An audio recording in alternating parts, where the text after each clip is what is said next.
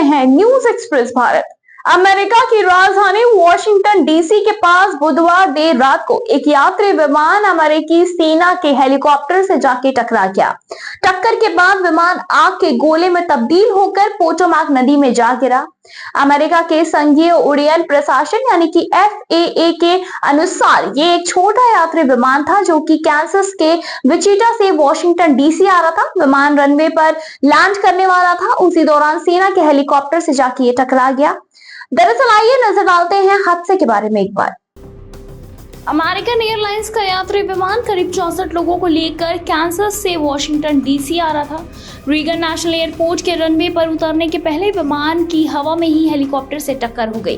टक्कर के बाद में दृश्य नजर आया और इसी के साथ ही आसमान में विशाल आतिशबाजी जैसा दृश्य दिखा।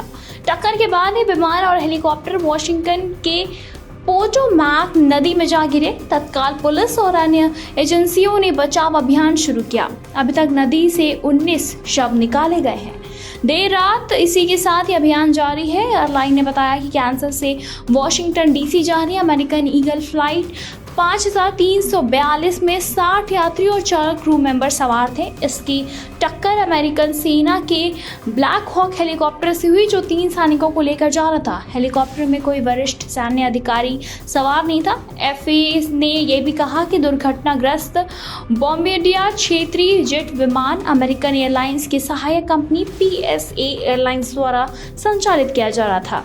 बुधवार रात करीब 9 बजे ही रीगन नेशनल एयरपोर्ट पर उतरने समय ही एक सिस्कोरेसी और इसी के साथ ही UH-60 हेलीकॉप्टर से हवा में टकरा गया।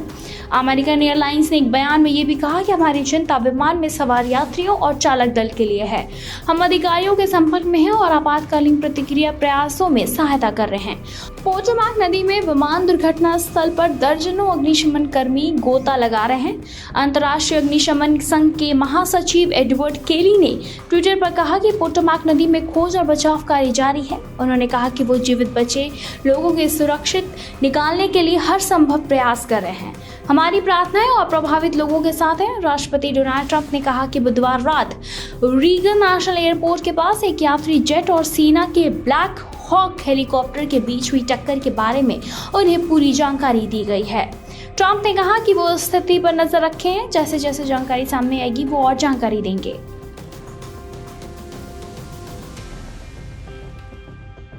बताते चले कि अमेरिकन एयरलाइंस ने एक टोल फ्री हेल्पलाइन नंबर 8006798215 जारी किया है। इसके साथ ही अमेरिका से बाहर के लोगों को संपर्क करने के लिए news.aa.com पर जाने को कहा है। कनाडा, प्यूर्टो रिको या US वर्जिन आइलैंड में रहने वाले लोग ऊपर दिए गए हेल्पलाइन नंबर पर डायल कर सकते हैं।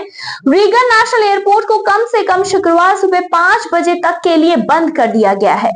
बताते चले FAA और रक्षा अधिकारियों के अनुसार हवाई अड्डे पर रनवे के बाद 64 लोगों को ले जा रही यात्री विमान अमेरिकी सेना के हेलीकॉप्टर से जाके टकरा गया, जिसके बाद रीगन राष्ट्रीय हवाई अड्डे पर भी सभी उड़ान और लैंडिंग को रोक दिया गया है।